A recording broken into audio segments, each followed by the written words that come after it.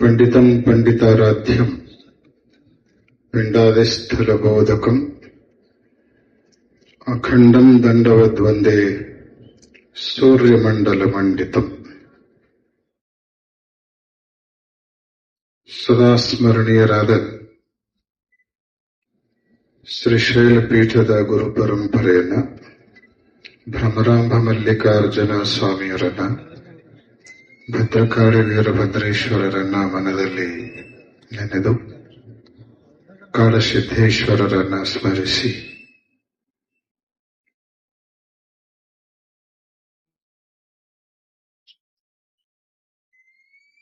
ಶ್ರೀ ಕ್ಷೇತ್ರ ಯಡೂರದಲ್ಲಿ ಗೋ ತುಲಾಭಾರದ ಉದ್ಘಾಟನೆ, ಗುರುಕುಲ ಸಭಾಭವನದ ಲೋಕಾರ್ಪಣೆ, ಪದವಿ ವಿದ್ಯಾರ್ಥಿಗಳೊಂದಿಗೆ ಸಂವಾದ. ಈ ಕಾರ್ಯಕ್ರಮದ ಅರ್ಥಪೂರ್ಣ ವೇದಿಕೆಯಲ್ಲಿ ಉಪಸ್ಥಿತರಿರುವ ಹುಕ್ಕೇರಿ ಹಿರೇಮಠದ ಶ್ರೀಗಳವರೇ, ನೂಲದ ಶ್ರೀಗಳವರೇ, ಕಾರ್ಯಕ್ರಮದ ಕೇಂದ್ರ ಬಿಂದು ರಾಷ್ಟ್ರಕ್ಕಾಗಿ ತಮ್ಮನ್ನು ತಾವು ಸಮರ್ಪಿಸಿಕೊಂಡು ರಾಷ್ಟ್ರ ಹಿತಕ್ಕಾಗಿ ತಮ್ಮ ಜೀವನವನ್ನು ಮುಡುಪಾಗಿಟ್ಟಿರುವಂತಹ ರಾಷ್ಟ್ರೀಯ ಸ್ವಯಂ ಸೇವಕ ಸಂಘದ ಸಂಘ ಸಂಚಾಲಕರಾದ ಡಾಕ್ಟರ್ ಮೋಹನ್ ಭಾಗವತ್ ಜಿಯವರೇ, ಈ ಕಾರ್ಯಕ್ರಮವನ್ನು ಯಶಸ್ವಿಗೊಳಿಸಲಿಕ್ಕೆ ಬಹುವಾಗಿ ಶ್ರಮಿಸಿ ವೇದಿಕೆ ಮುಂಭಾಗದಲ್ಲಿ ಉಪಸ್ಥಿತರಿರುವಂತಹ ಮುಕುಂದ್ಜಿಯವರೇ, ಮಂಗೇಶ್ ಜಿಯವರೇ, ನರೇಂದ್ರ ಜಿಯವರೇ, ಮಂದಾರ ವೈದ್ಯರವರೇ, ಶಿವಲಿಂಗಯ್ಯನವರೇ, ಸಂಜಯ್ ಜಿಯವರೇ, ಸಂಘ ಪರಿವಾರದ ಎಲ್ಲ ಗಣ್ಯರೇ, ಮಾನ್ಯರೇ, ಗುರುರಾಜ್ ಚರಂತಿಮಠರವರೇ, ವೀರೇಶ್ ಪುರಾಣಿಕರವರೇ, ಮಾಧ್ಯಮದ ಪ್ರತಿನಿಧಿಗಳವರೇ, ಅಮೂಲ್ಯವಾದ ಸಮಯವನ್ನು ತೆಗೆದುಕೊಂಡು ಆಗಮಿಸಿರುವಂತಹ ದೇಶದ ಉಜ್ವಲ ಭವಿಷ್ಯವಾದ ಭಾರತ ದೇಶದ ಆಶಾಕಿರಣವಾದ ಎಲ್ಲ ವಿದ್ಯಾರ್ಥಿಗಳೇ ಮತ್ತು ವಿದ್ಯಾರ್ಥಿನಿಯರೇ,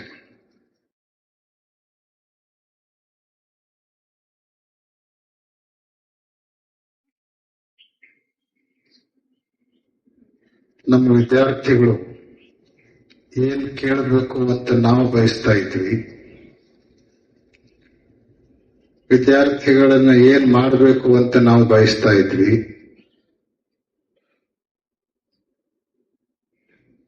ಆ ಎಲ್ಲ ವಿಚಾರಗಳನ್ನ ಡಾಕ್ಟರ್ ಮೋಹನ್ ಭಾಗವತಿ ಅವರ ಮೂಲಕ ನೀವೆಲ್ಲ ಆಲಿಸಿದವರಾಗಿದ್ದೀರಿ.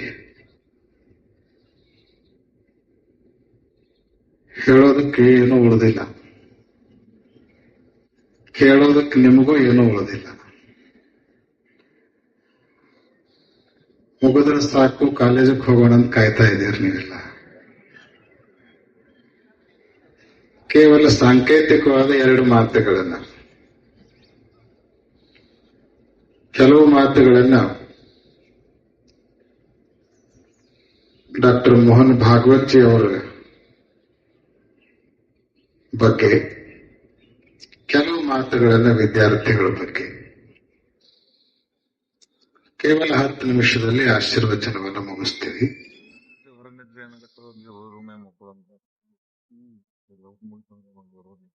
डॉक्टर मोहन भागवत जी को यडूर के इस पुण्य पावन भूमि पर बुलाने की इच्छा विगत 3 सालों से हमारे मन में था. विगत 3 सालों की इच्छा आज पूर्ण हो रहा है. यह हमको बहुत बड़े आनंद का और संतोष का समय हम महसूस कर रहे हैं।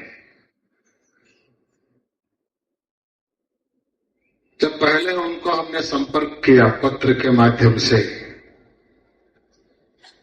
हमारे सहयोगियों के माध्यम से उनको आमंत्रण किए थे कि हम इस क्षेत्र में हर साल एक विशिष्ट व्यक्ति को विश्व चेतन पुरस्कार हम प्रदान करते हैं। विभिन्न क्षेत्रों के गणनीय साधकों को वो पुरस्कार हम देते आ रहे हैं। उस पुरस्कार को स्वीकार करने के लिए आप यडूर क्षेत्र में पधारना चाहिए। इस उद्देश्य से उनको हमने पत्र लिखा। उसमें भागवत जी लिखे थे, जिस पद का मैं निर्वाह कर रहा हूं उसमें कोई पुरस्कार लेने के लिए अधिकार नहीं है। आपकी भावना को मैं कदर करता हूं, लेकिन मेरे पदभार के कारण मैं उस पुरस्कार को ले नहीं सकता हूं, इसलिए मैं क्षमा प्रार्थी हूं। इन्हीं वचनों के साथ उनका पत्र वापस हमें मिला। उस पत्र को देखने के बाद हमारे मन में उनको यडूर क्षेत्र में बुलाना चाहिए, लाना चाहिए, यह दुगना हो गया।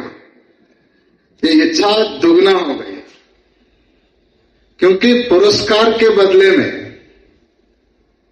उन्होंने पदभार का निर्वाह श्रेष्ठ समझा। और हमारे हुक्केरी स्वामी जी और नूल मठ के स्वामी जी कन्नड़ भाषा में, मराठी भाषा में उनका गुणगान किया। उस गुणगान के प्रति उन्होंने कहा, वो बड़ों का बड़ा गुण है, लेकिन मैं बहुत छोटा हूं। हम एक बात कहना चाहते हैं, बड़े होकर जो बड़प्पन को स्वीकार करते हैं वो थोड़े ही बड़े होते हैं, वो बड़े नहीं होते हैं। बड़े होने के बावजूद भी जो अपने बड़प्पन को स्वीकार न करते हुए विनम्र भाव से जीवन व्यतीत करते हैं, वही असल में बड़े होते हैं। वही असल में बड़े होते हैं। ऐसे बड़प्पन हमारे डॉक्टर मोहन भागवत जी के मन में है। विश्व चेतन पुरस्कार तो उनको हम दे नहीं पाए, उनका निराकरण के कारण। हम पुनः पत्र उनको लिखे। आपको हम आग्रह नहीं करते हैं, लेकिन पुरस्कार आप भले ही स्वीकार न करें, लेकिन एक बार क्षेत्र में आपको जरूर आना है। हमारे भक्तों को आपके विचार सुनना है, आपका दर्शन पाना है, इसलिए एक बार आप अवश्य आना है। उन्होंने स्वीकार किया, ये डेट निश्चित किया। वैसे तो हम चाहते थे 10-15 दिन पहले जो इधर महाकुंभाभिषेक संपन्न हुआ उसमें हम उनको बुलाना चाहते थे, लेकिन उस समय डेट दूसरे जगह जाने के कारण नहीं आ पाए।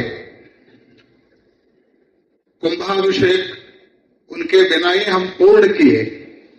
उस समय जलों का कुंभाभिषेक तो हुआ देवस्थान के ऊपर, लेकिन आज भी कुंभाभिषेक हुआ या ज्ञान का कुंभाभिषेक हुआ। 15 दिन पहले देवस्थान के शिखरों के ऊपर, कलशों के ऊपर कुंभाभिषेक हुआ, लेकिन आज जीता जागता देवस्थान मनुष्य का देह है। 2 प्रकार के देवस्थान शास्त्रों में बताए गए। एक देवस्थान मानव निर्मित देवस्थान, और एक देवस्थान है देव निर्मित देवस्थान। मानव निर्मित देवस्थान तो भौतिक पदार्थों से निर्माण किया गया देवस्थान है, लेकिन देव निर्मित देवस्थान कौन सा है? हमारा देह ही देव निर्मित देवस्थान है। देहो देवालय प्रोक्ता जीव देव सनातन। ये देह ही देवालय है। 15 दिन पहले मानव निर्मित देवालय के कलशों के ऊपर जल कुंभाभिषेक हुआ। आज देव निर्मित देवालय के ऊपर सिररूपी शिखरों में ज्ञान कुंभाभिषेक संपन्न हुआ। दोनों ही कुंभाभिषेक 15 दिन में संपन्न हुए। यह बहुत ही खुशी का, आनंद का समय है। 75 के उनके उम्र में भी वे देश को समर्पित होकर के काम कर रहे हैं। यह सराहनीय है, अभिनंदनीय है, उतना ही नहीं अनुकरणीय भी है। अनुकरणीय भी है। जिन बातों को उनके मुंह से आपने सुना, जिन जिन विचारों को आपने उनके द्वारा सुना, उन सभी विचारों को एक मूर्ति रूप में कहीं पर देखना आप चाहते हैं, वो कहीं नहीं मिलते। डॉक्टर मोहन भागवत जी है। उन सभी विचारों का मूर्त स्वरूप है, मूर्त स्वरूप है। यही कारण है आज राष्ट्रीय स्वयंसेवक संघ पूरे विश्व में अपना विशेष पहचान बनाया है। उनका मार्गदर्शन मुख्य कारण है। और संघ में काम करने वाले अपने लिए नहीं, देश के लिए ज्यादा सोचते हैं। खुद के लिए नहीं, राष्ट्रहित के लिए ज्यादा करते हैं। आप लोगों को पता है, जब कोरोना आया था, जब नदी में बाढ़ आया था, उस समय संघ के कितने युवक कहां कहां जा करके सेवा किए। वे कोई अपने नहीं थे। वैसे संबंध के दृष्टि से देखा जाए, सब लोग पराये थे, करने की जरूरत भी नहीं थी।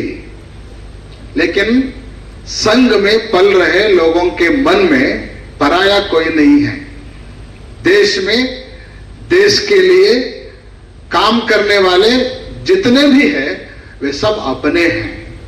ये भाव संघ के लोगों में होने के कारण संघ आज विश्व में एक अलग पहचान बनाया है।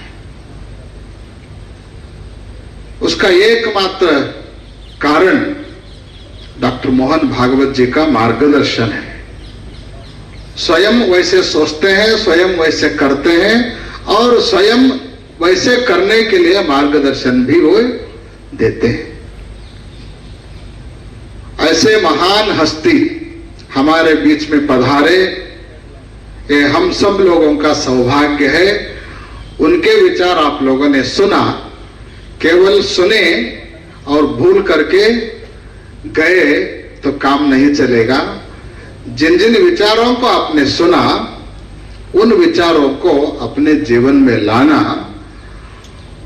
और कैरियर के बारे में उन्होंने बताया। देश के लिए काम करना बड़ा कैरियर है।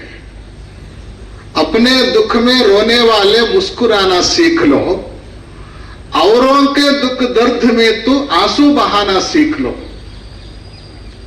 आप खाने में वो मजा नहीं जो औरों को खिलाने में है। आप खाने में वो मजा नहीं जो औरों को खिलाने में है। 4 दिन की जिंदगी है, तो किसी के काम आना सीख लो, तो किसी के काम आना सीख लो। खुद के लिए सब लोग जीते हैं, जो खुद के लिए जीते हैं वो सीमित व्यक्तित्व के रूप में पहचाने जाते हैं। जो औरों के लिए जीते हैं, जो देश के लिए जीते हैं, जो धर्म के लिए जीते हैं, जो भगवान के लिए जीते हैं, वे अलग पहचान बना करके विशेष महत्व को प्राप्त करते हैं।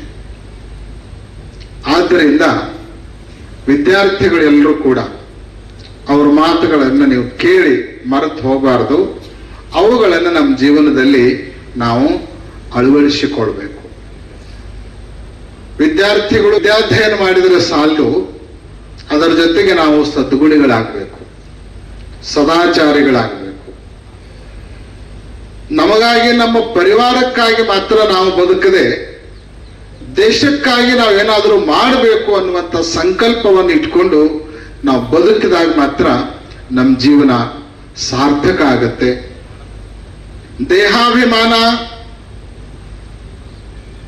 ದೊಡ್ಡದಲ್ಲ, ದೇಹಾಭಿಮಾನಕ್ಕಿಂತ ದೇಶಾಭಿಮಾನ ದೊಡ್ಡದು, ಧನಾಭಿಮಾನಕ್ಕಿಂತ ಧರ್ಮಾಭಿಮಾನ ದೊಡ್ಡದು ಅನ್ನುವಂಥದ್ದನ್ನು ನಾವೆಲ್ಲ ಅರ್ಥೈಸಿಕೊಳ್ಬೇಕು. ನಮಗೆ ಸುಖ ಬೇಕು, ಜಯ ಬೇಕು, ಗೆಲುವು ಬೇಕು ಅಂತ ನಾವು ಬಯಸ್ತೀವಿ. ಆದರೆ ಸುಖ ಮತ್ತು ಜಯ ಎಲ್ಲಿದೆ ಅಂತ ಕೇಳಿದ್ರೆ, ಎಲ್ಲಿ ಧರ್ಮ ಇರುತ್ತೋ ಅಲ್ಲೇ ಸುಖ ಇರ್ತದೆ, ಎಲ್ಲಿ ಧರ್ಮ ಇರ್ತದೋ ಅಲ್ಲೇ ಜಯನೂ ಕೂಡ ಇರ್ತದೆ, ಜಯನೂ ಕೂಡ ಇರ್ತದೆ. ಗೆಲುವು ಇರೋದು ಧರ್ಮದಲ್ಲಿ, ಸುಖ ಇರೋದನು ಧರ್ಮದಲ್ಲಿ. ಧರ್ಮ ಏವ ಸಮಸ್ತಾನಾಂ ದುಃಖಾನಾಂ ಶಮನೌಷಧಂ ತಸ್ಮಾತ್ ಧರ್ಮಾಮೃತಂ ಪೀತ್ವಾ ಸುಖಿನ ಸಂತು ಮಾನವ, ಸುಖಿನ ಸಂತು ಮಾನವ. ಧರ್ಮ ಅನ್ನೋದು ಪರಮ ಅಮೃತ ಸಮಾನವಾದದ್ದು. ನಮ್ಮ ಎಲ್ಲ ದುಃಖಗಳ ನಿವಾರಣೆಯ ದಿವ್ಯೌಷಧ ಅಂದ್ರೆ ಧರ್ಮ. ನಮಗೆ ಗೆಲುವು ಬರಬೇಕು ಅಂದ್ರೆ ನಾವು ಧರ್ಮವನ್ನು ಆಶ್ರಯಿಸಿಕೊಳ್ಬೇಕು. ಮಹಾಭಾರತ, ರಾಮಾಯಣ ನಮಗೇನು ಹೇಳ್ತಾವ? ರಾಮಾಯಣದ ಸಾರ ಏನು? ಅಲ್ಟಿಮೇಟ್ ಆಗಿ ರಾಮಾಯಣವನ್ನು ನಾವು ನೋಡಿದ್ರೆ ನಿರ್ಣಯ ಏನು? ನಿರ್ಣಯ ಬೇರೆ ಏನು ಅಲ್ಲ, ಎಲ್ಲಿ ಧರ್ಮ ಇರ್ತದೋ ಅಲ್ಲೇ ಜಯ ಇರ್ತದೆ. ಯಥೋ ಧರ್ಮ ತಥೋ ಜಯ, ಯಥೋ ಧರ್ಮ ತಥೋ ಜಯ. ಒಂದು ಕಡೆಗೆ ರಾವಣ ಸ್ವರ್ಣ ಲಂಕೆ, ಭದ್ರವಾದ ಸಾಮ್ರಾಜ್ಯ, ಅತಿರಥ ಮಹಾರಥರಿಗೆ ಕೊರತೆ ಇಲ್ಲ, ಶಸ್ತ್ರಾಸ್ತ್ರಗಳಿಗೆ ಕೊರತೆ ಇಲ್ಲ. ಇನ್ನೊಂದು ಕಡೆಗೆ ರಾಮ ಏನೂ ಇಲ್ಲ, ರಾಜ್ಯ ಇಲ್ಲ, ಸೈನ್ಯ ಬಾಡ್ಗಿ. ಅದು ಎಂಥದ್ದು? ಕಪಿಸೇನೆ, ಮಂಗಗಳೊಂದಿಷ್ಟು ಜೊತೆಗೆ, ಶಸ್ತ್ರಾಗಾರ, ಸಂಪತ್ತು ಏನೂ ಇಲ್ಲ. ಆದರೂ ಕೂಡ ರಾವಣನಲ್ಲಿ ಒಂದು ಇರಲಿಲ್ಲ, ಅದು ರಾಮನಲ್ಲಿತ್ತು. ಅದು ಯಾವುದು ಅಂದ್ರೆ ಧರ್ಮ. ರಾವಣನಲ್ಲಿ ಧರ್ಮ ಇರಲಿಲ್ಲ, ರಾಮನಲ್ಲಿ ಧರ್ಮ ಇತ್ತು. ಕೊನೆ ಗೆಲುವು ಯಾರ್ದಾತು? ರಾಮಂದೇ ಗೆಲುವಾತು. ಯಾಕೆ ಅಂದ್ರೆ ಯಥೋ ಧರ್ಮ ತಥೋ ಜಯ. ಎಲ್ಲಿ ಧರ್ಮ ಇರ್ತದೋ ಅಲ್ಲೇ ಜಯ ಆಗೋದು. ಅಲ್ಟಿಮೇಟ್ ಆಗಿ ಮಹಾಭಾರತದ್ದು ಇದೇ ಕಥೆ ಇದೆ. ಒಂದು ಕಡೆಗೆ ದುರ್ಯೋಧನ, ಹಸ್ತಿನಾಪುರ ಸಾಮ್ರಾಜ್ಯ, 11 ಅಕ್ಷೋಹಿಣಿ ಸೈನ್ಯ, ಯಾರಿಂದಲೂ ಸೋಲನ್ನ ಅರಿಯದೇ ಇರುವಂತ ಭೀಷ್ಮಾಚಾರ್ಯರು, ಪಾಂಡವರಿಗೂ ಕೂಡ ಶಸ್ತ್ರವಿದ್ಯೆಯನ್ನು ಕಲಿಸಿರುವಂತಹ ದ್ರೋಣಾಚಾರ್ಯರು,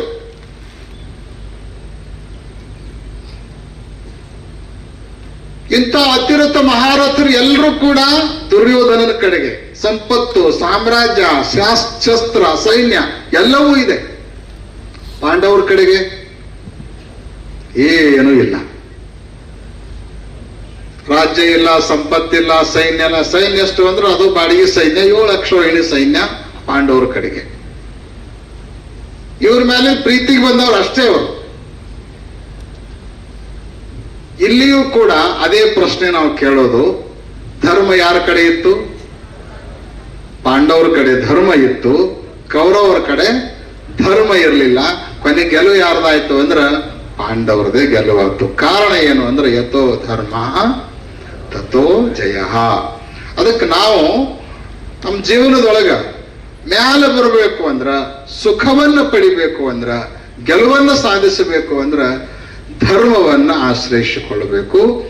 ಧರ್ಮದ ಮತ್ತೊಂದು ಮಗ್ಗಲು ಯಾವುದು ಅಂತ ಕೇಳಿದ್ರ ದೇಶ. ಆ ದೇಶಕ್ಕಾಗಿ ನಮ್ಮನ್ನು ನಾವು ಸಮರ್ಪಿಸಿಕೊಂಡ್ರ, ಧರ್ಮಕ್ಕಾಗಿ ನಮ್ಮನ್ನು ನಾವು ಸಮರ್ಪಿಸಿಕೊಂಡ್ರ ಗೆಲುವು, ಶಾಂತಿ, ಸಮಾಧಾನ, ಸಮೃದ್ಧಿ, ಸುಖ ಎಲ್ಲವೂ ನಮ್ದಾಗತ್ತೆ ಅನ್ನೋದೇ ಈ ಕಾರ್ಯಕ್ರಮದ ಮುಖ್ಯವಾಗಿರುವಂತ ಸಂದೇಶ ಅನ್ನುವಂಥ ಮಾತುಗಳನ್ನ ಈ ವೇದಿಕೆಯ ಮೂಲಕ ವ್ಯಕ್ತ ಮಾಡ್ತಾ, ಇವತ್ತು ಗೋ ತುಲಾಭಾರದ ಲೋಕಾರ್ಪಣೆ ಡಾಕ್ಟರ್ ಮೋಹನ್ ಭಾಗವತ್ ಅವರ ಮೂಲಕ ನೆರವೇರಿದ್ದು ಈ ಕ್ಷೇತ್ರದ ಇತಿಹಾಸದೊಳಗೆ ಒಂದು ಅವಿಸ್ಮರಣೀಯವಾಗಿರುವಂತಹ ಗಳಿಗೆ ಅನ್ನುವಂತಹದ್ದನ್ನ ನಾವಿಲ್ಲಿ ಉಲ್ಲೇಖ ಮಾಡ್ಲಿಕ್ಕೆ ಬಯಸ್ತೀವಿ. ಜೊತೆಗೆ ಗುರುಕುಲದ ಸಭಾಭವನವನ್ನ ನಿರ್ಮಾಣ ಮಾಡಿ ಭವ್ಯ ದಿವ್ಯವಾಗಿ ಅದು ಕಂಗೊಳಿಸ್ತಾ ಇದೆ. ಈ ಕಾರ್ಯಕ್ರಮದ ನಂತರ ಡಾಕ್ಟರ್ ಮೋಹನ್ ಭಾಗವತ್ ಅವರ ಅಮೃತ ಹಸ್ತಗಳಿಂದ ಆ ಭವನದ ಲೋಕಾರ್ಪಣೆ, ಹೋಮದ ಪೂರ್ಣಾಹುತಿ, ಮಂಗಳಾರತಿ ಪೂಜಾ ಕಾರ್ಯಕ್ರಮ ನೆರವೇರೋದಿದೆ. ಈ ಎಲ್ಲ ಕಾರ್ಯಕ್ರಮಗಳ ಜೊತೆಗೆ ಎಲ್ಲಕ್ಕಿಂತಲೂ ಹೆಚ್ಚಾಗಿ ಈ ಭಾಗದ ಎಲ್ಲ ವಿದ್ಯಾರ್ಥಿಗಳನ್ನು ಬರಮಾಡಿಕೊಂಡು ಭಾಗವತ್ ಅವರ ವಿಚಾರಗಳನ್ನು ನಿಮಗೆ ಕೇಳಿಸುವಂತ ಏನೊಂದು ಪ್ರಯತ್ನ ನಡೀತು. ಇದು ಎಲ್ಲ ಕಾರ್ಯಕ್ರಮಗಳಿಗಿಂತಲೂ ಬಹಳ ಉತ್ಕೃಷ್ಟವಾಗಿರುವಂತಹ ಕಾರ್ಯಕ್ರಮ ಅನ್ನುವಂತ ಭಾವನೆಯನ್ನ ನಾವು ಈ ಸಂದರ್ಭದಲ್ಲಿ ವ್ಯಕ್ತ ಮಾಡ್ತಾ ಆಗಮಿಸಿರುವಂತ ಭಾಗವತ್ ಅವರಿಗೆ ವಿಶೇಷವಾಗಿರುವಂತಹ ಸನ್ಮಂಗಲಗಳನ್ನು ಹಾರೈಸಿ, ಭಾರತ ಮಾತೆ, ಜಗದ್ಗುರು ಪಂಚಾಚಾರ್ಯರು, ಶ್ರೀಶೈಲ ಪೀಠದ ಎಲ್ಲ ಜಗದ್ಗುರುಗಳು, ಭದ್ರಕಾಳಿ ವೀರಭದ್ರೇಶ್ವರ, ಭ್ರಮರಾಮ ಮಲ್ಲಿಕಾರ್ಜುನ ಸ್ವಾಮಿ ಅವರಿಗೆ ಇನ್ನೂ ಹೆಚ್ಚಿನ ಆಯುಷ್ಯವನ್ನ, ಉತ್ತಮ ಆರೋಗ್ಯವನ್ನ, ಹೆಚ್ಚು ಹೆಚ್ಚು ದೇಶ ಸೇವೆಯನ್ನು ಮಾಡುವಂತ ಶಕ್ತಿಯನ್ನು ಕರುಣಿಸಿ ಅವರ ಮೂಲಕ ಸಂಘ ಇನ್ನೂ ಎತ್ತರ ಬೆಳೆಯೋ ರೀತಿಯಲ್ಲಿ ಕೃಪೆಯನ್ನ, ಅನುಗ್ರಹವನ್ನು ಉಂಟು ಮಾಡಲಿ ಅಂತ ತಿಳ್ಕೊಂಡು ಈ ಸಂದರ್ಭದಲ್ಲಿ ಹಾರೈಸಿ, ಈ ಕಾರ್ಯಕ್ರಮದ ಯಶಸ್ಸಿಗಾಗಿ ಶ್ರಮಿಸಿರುವಂತಹ ಈ ಭಾಗದ ಸಂಘದ ಪ್ರಮುಖ ಸ್ಥಾನದಲ್ಲಿರುವಂತಹ ಎಲ್ಲ ಗಣ್ಯ ಪದಾಧಿಕಾರಿಗಳವರಿಗೆ, ಸಂಘದ ಎಲ್ಲ ಗಣ್ಯರಿಗೆ, ಮಾನ್ಯರಿಗೆ ವಿಶೇಷವಾಗಿರುವಂತಹ ಸನ್ಮಂಗಲವನ್ನ ಈ ವೇದಿಕೆಯ ಮೂಲಕ ಹಾರೈಸಿ, ಈಗಾಗಲೇ ನಾವು ಹೆಸರನ್ನು ಹೇಳಿದ್ದೇವೆ. ನಮ್ಮ ಮಂಗೇಶ್ ಜಿಯವರಾಗಿರ್ಬೋದು, ಮುಕುಂದ್ಜಿಯವರಾಗಿರ್ಬೋದು, ನರೇಂದ್ರಜಿಯವರಾಗಿರ್ಬೋದು, ಸಂಜಯ್ ಜಿ ಆಗಿರ್ಬೋದು, ಆಮೇಲೆ ನಮ್ಮ ಶಿವಲಿಂಗಯ್ಯನವರಂತೂ ಒಂದು ವಾರ ಇಲ್ಲೇ ಉಳ್ಕೊಂಡು ಕಾರ್ಯವನ್ನು ನಿರ್ವಹಿಸಿದ್ದಾರೆ. ನಮ್ಮ ವೀರೇಶ್ ಅವರಿದ್ದಾರೆ, ರಾಜು ಅವರಿದ್ದಾರೆ. ಆಮೇಲೆ ಸಂಘದ ನಮ್ಮ ಗ್ರಾಮದ ಯಡೂರಿನಲ್ಲೂ ಕೂಡ ಒಂದು ಪರಿವಾರ ಇದೆ. ಒಂದು ಪರಿವಾರ ಅಂದ್ರೆ ಒಂದೇ ಕುಟುಂಬ ಅಂತಲ್ಲ, ಅನೇಕ ಯುವಕರಿದ್ದಾರೆ. ಅವರೆಲ್ಲರೂ ಕೂಡ ಬಹಳಷ್ಟು ಮುತುವರ್ಜಿಯಿಂದ ಈ ಕಾರ್ಯಕ್ರಮದ ಯಶಸ್ಸಿಗೆ ಶ್ರಮಿಸಿದ್ದಾರೆ. ಅವರೆಲ್ಲರಿಗೂ ಕೂಡ ಅನಂತ सन्मंगलಗಳನ್ನ ಈ ವೇದಿಕೆಯ ಮೂಲಕ ಹಾರೈಸ್ತಾ, विशेष रूप से नागपुर से हमारे मंदार वैद्य जी भी इस कार्यक्रम में भाग लेकर शामिल हुए हैं. भागवत जी को बुलाने के लिए सेतु के रूप में हमारे मंदार वैद्य जी काम किया है. उनको विशेष बधाई और अभिनंदन व्यक्त करते हुए आप सब लोग आए. आप लोगों को भी अनंत मंगल आशीर्वाद व्यक्त करते हुए आशीर्वचन को पूर्ण करते हैं. ओम शांति शांति शांति.